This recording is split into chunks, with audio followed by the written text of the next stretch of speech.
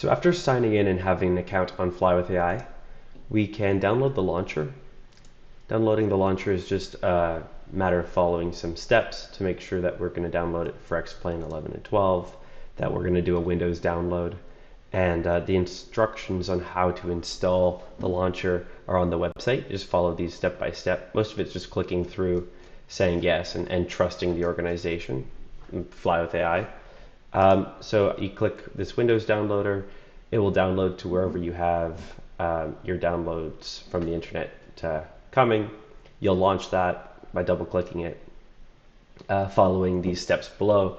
And what will end up happening, you'll know you're done because at the end you'll see a spiral logo of Fly with AI. And this is actually how we're going to attach the software to the instance of X-Plane on your computer. So double clicking that.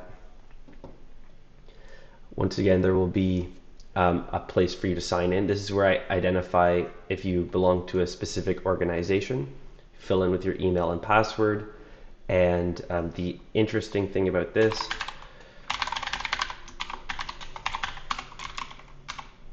is that as you move through this, you may have to locate your instance of X-Plane. So my X-Plane sits on my C drive out in the open, and we have to put it into plugins. If you have some specific place that you keep your X-Plane, you may just have to browse and find that yourself. So it might be on your desktop, X-Plane, resources, and then click plugins. And you've selected that folder, and that is the only one step that might be a bit tricky, but there are instructions for that on the website. You'd click next, next, next, and then just download the new version. So let me show you what this new version is all about. So once you've actually popped open X-Plane, however you normally open it, the user just sees that there's a sign-in window now, and this is the indication that Fly with AI is working, doing something. So we'll sign in with the same account as always. Type it correctly. Okay, so we have signed into Fly with AI, the most recent version. If I go check the version number, we can check the version number by going into plugins, Fly with AI, and about. There's this little about page, and that's where we can just double check that we have access to the version we expect. And the version we're testing today is a new Seneca version. The generic or the mainstream version of Fly with AI doesn't have this Seneca appended to the end of it. So we know that we're in the right test group, because you want to be testing the Seneca version. So Fly with AI has the normal windows that we've had for the last versions, which is the chat window, gives us ability to chat with the AI and create a sterile cockpit if we want to. And it also has our maneuvers window, which is the long list of capabilities of Fly with AI. And what we've done here, so typically the user can move through any of the maneuvers they want to one by one. There's a Hazel check that's done if it's an appropriate maneuver to do at the time, and so on. We could do that. So I could click this lineup on runway maneuver, which tells the AI that I want to practice like lining up on the runway, and we can begin that. The maneuvers always have to be selected. For the Seneca version, we are experimenting with something where the AI is selecting maneuver after maneuver kind of automatically based off of a full lesson. So this button here that says Seneca, it could say lesson 1, or it could say, pre-solo lesson, or a name of a lesson or something. If I click it, in this case, it'll set the aircraft to where we want it to be. So I'll click Seneca. Let me load the flight. Please wait for me to get things set up. Now, Fly with AI is going to reposition the aircraft in a way that it wants to see, in a place that it wants to see. In this case, it's actually going to be the same holding short moment. So this is the holding short moment. Please provide the departure brief for our takeoff. Now we can close this maneuver view if you want. Departure brief for 27 is we're going to line up on runway 27 with the center line, rotate at 55, and climb out at 70 to 80 knots at full power. If we have an engine failure on the ground, we'll just apply full brakes, reduce power to idle. If we have an engine failure below 1,000 feet, we can land back on the runway, we'll do that. If we're above 1,000 feet, or if we can't maneuver ourselves back to the runway. We'll land straight on with minimal turns, engine off, power off, fuel off, and declare an emergency.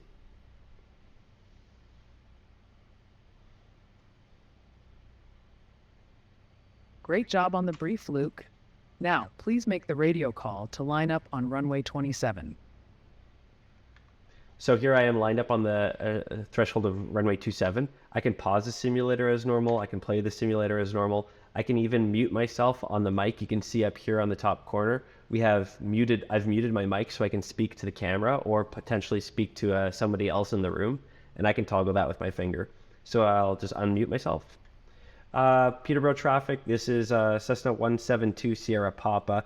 Holding short runway 27, we're going to line up 27 for an immediate departure, a left turnout to the south.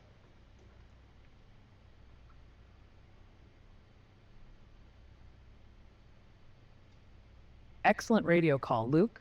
Now, enter the runway and line up with the center line. Stay focused. You've got this. Okay, looking left and right.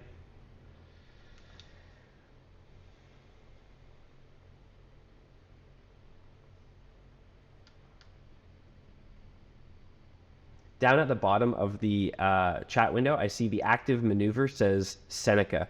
Usually this will either say there's an activated maneuver or there isn't an activated maneuver. Nice job lining up with the runway, Luke. Take a moment to ensure everything is set for takeoff. Just put the brakes on. When you're ready, go ahead and initiate the takeoff. Okay, I'll do flaps to 0 degrees. Okay, powerful. Luke, begin the takeoff when you're ready. And release the Advance brakes. to full power and then release the brakes. Here we go. Airspeed is live, Luke. Keep focused on maintaining the center line as we approach rotation speed. There's rotate. Rotate. Good job, Luke. We have a positive climb rate. Aim for an airspeed between 70 and 80 knots as we continue to climb.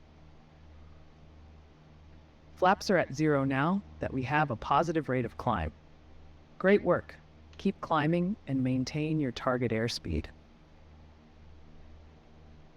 Maintain your current heading, Luke, until we reach an altitude of 1,600 feet. Once we're at that height, we'll turn on course. Keep climbing. Why are you getting me to 1,600 feet?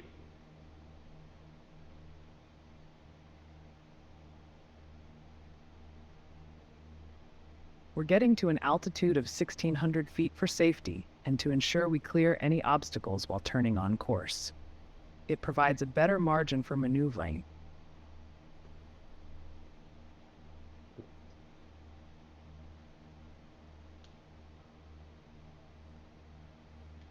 So I can mute her again by pressing the button on my controller. Now I can unmute and you'll see the speaker on the top right goes green. Okay, I'm just passing through 1,400 feet and 90 knots, so the climb checks are complete.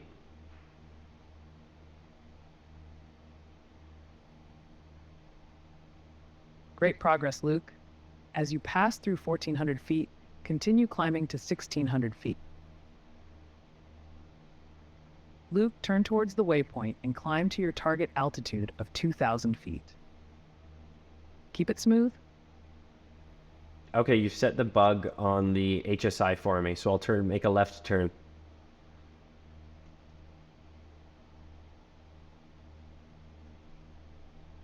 Perfect. Make that left turn towards the waypoint. Keep an eye on your heading and climb to 2,000 feet. You're doing great.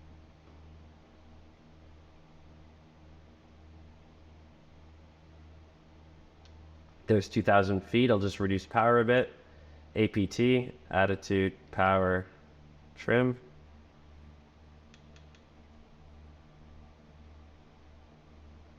You're now on course, Luke. Continue climbing until you reach 2,000 feet. Great job keeping everything steady. What? You're at a VFR cruising altitude now. Maintain your heading and altitude until we exit the control zone. Keep it steady. Luke, can you see Rice Lake? Yes, I do. I see the water. It's kind of my 11 o'clock.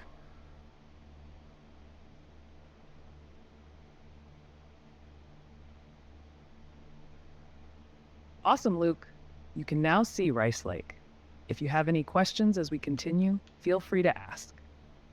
Are you trying to tell me to fly towards Rice Lake?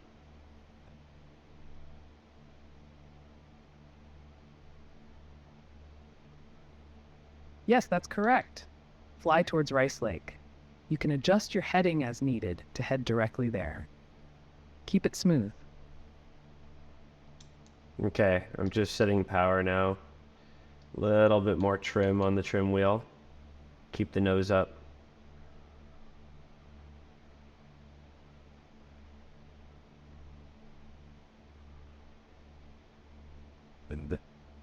Sounds good, Luke. Adjusting power and trim will help maintain altitude. So if I don't want to hear Fly with the Eye, I can use that sterile cockpit button again, and they will keep talking, but I just don't hear it because it basically mutes the mic. Again, good for somebody else being in the room if you want to hear them. Fly with the Eye is setting all the heading bugs and altitude bugs for us as we go along. So that's just another point of communication, just like a really heads up instructor setting the heading bugs for us. And you can see I'm cruising about 100 feet above 2,000 feet, which is what they instructed me to fly. And we're just going to fly towards Rice Lake. It's a known waypoint. There are a dozen known waypoints around Peterborough. And if the flight starts near Peterborough, then Fly with the Eye knows which VFR waypoints to use and will plug in those VFR waypoints and know about them and be knowledgeable about them. Be great for us in our next update to provide a feature where the user can essentially indicate which waypoint they want to go to, or we could randomize that so that they get the user gets to navigate themselves to any one of the waypoints. Okay, as we get closer, I'll Good job, Luke. Now, please make your radio call to Peterborough traffic announcing that you're leaving the control zone. Peterborough traffic, this is Cessna 172 Sierra Papa, 2,000 feet, and just left the control zone to the south. We're about 5 miles to the south of the field, a mile north of Rice Lake, of west end of Rice Lake, 2,000 feet for upper air work.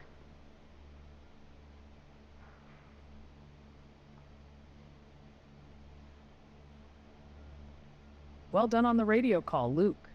That was clear and informative. Now, let's proceed with your upper air work. As we approach Rice Lake, we'll begin our climb and descend exercises. If you have any questions about the maneuvers, feel free to ask. Okay, cool. I know that I'm supposed to be at 3,500 feet for upper air work. Should I start that now?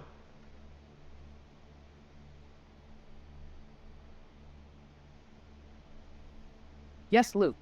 Start your climb to 3,500 feet for the upper air work. Maintain control and Okay. keep me advised of your altitude as you climb. Okay, attitude, power, trim, and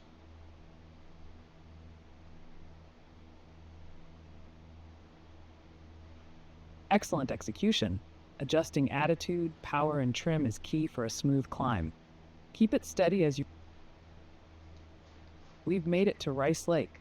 We're ready to begin the next air exercises. Let me know when you're set to start. I'll just do a left turn over the Let's west climb end of to the a lake. safe altitude of 36 and 12 feet for our climb and descend exercises. Maintain your current speed and focus on your climb.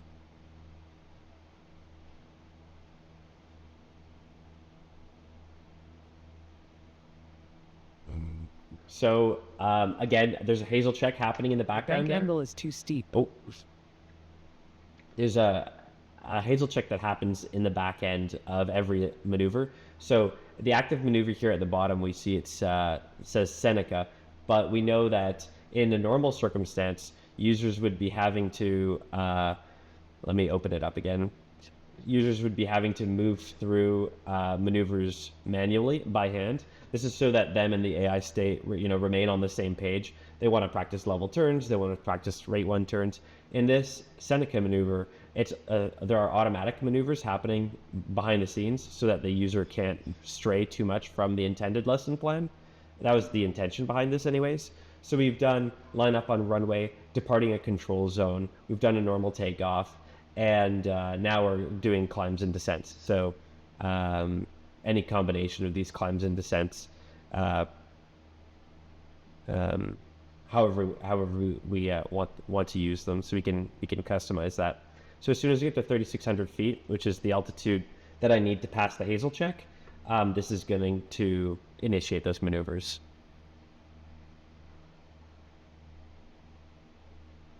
Just over Rice Lake.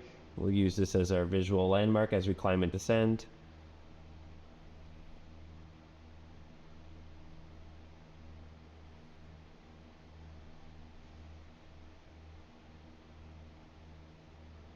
Let's get up here.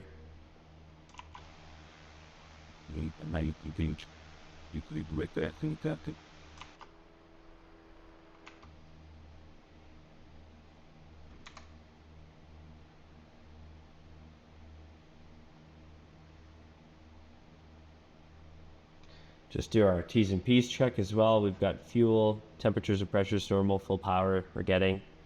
There's 3,500 feet. This would typically be okay. Fly with the Eye just added, I think, 2,000 feet to where Great job, Luke.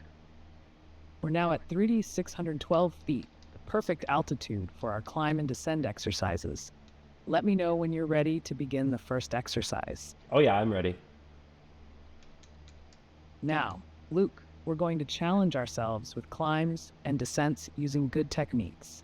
You should feel comfortable with this. I'll provide altitudes, headings, and airspeeds for you to maintain. If you have any questions at any time, just ask. Let's get started. You have control. I have control.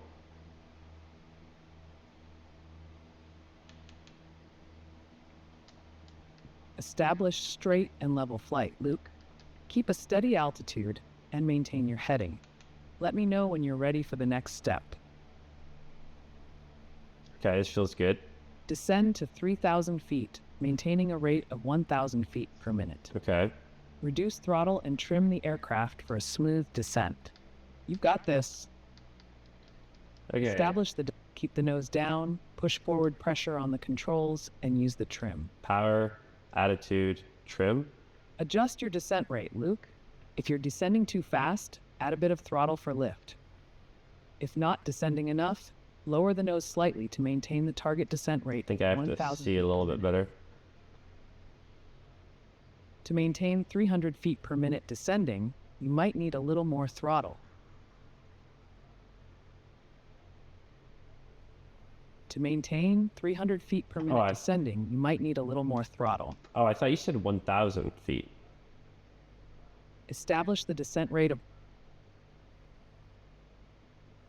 You're currently descending too slowly. Okay. Adjust your pitch slightly lower and ensure the throttle is reduced for a descent rate of 1,000 feet per minute to reach 3,000 feet. To maintain 300 feet. Great job descending to 3,000 feet. Now return to level flight using PAT, power, attitude, and trim. Let me know when you're level. Power, attitude. You've returned to straight and level flight. Maintain this for a moment.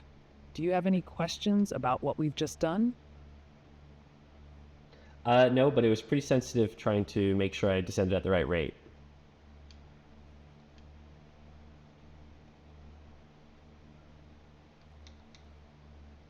That's completely normal, Luke. Descent rates can be quite sensitive. With practice, you'll gain better control and feel for it. Ready to move on to the next exercise? Yeah. Let's climb now. Increase throttle to full and maintain a climb speed of 76 knots. Attitude. Trim the aircraft as needed to reach your target altitude, Power. 4,000 feet. Trim. You've got this, Luke. Okay, so I'm just using a little bit more nose up trim. Luke. Maintain 60 degrees on the heading and your climb speed of 76 knots as you climb to 4,000 feet. Keep adjusting as necessary. Press more right rudder to keep the ball centered. Oh yeah. There's 77 knots. 76. Good job, Luke. Your airspeed is now in range. Keep it steady as you continue the climb to 4,000 feet. You're doing great, Luke. Maintain your heading at 60 degrees and keep that climbing airspeed at 76 knots as you head towards 4,000 feet. Keep it up.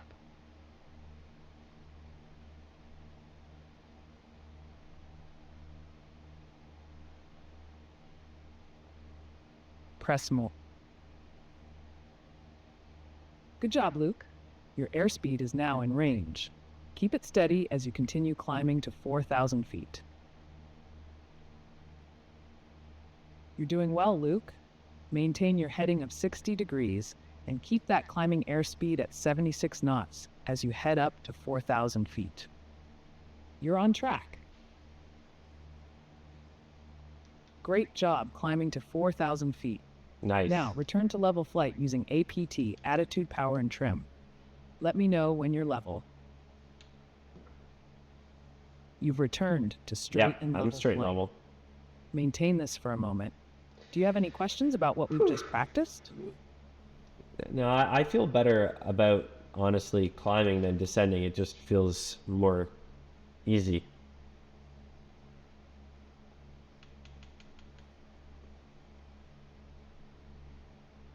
That's great to hear, Luke. Many pilots feel more comfortable with climbs. With practice, descending will also become easier. Keep up the good work.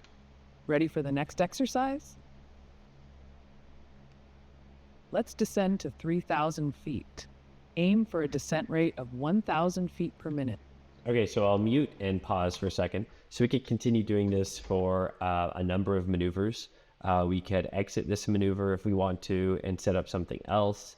If we want to end a maneuver and move to another one, we would select it from the list and select the other one. And then all of these maneuvers are going to be logged for us on the website when we look at our score.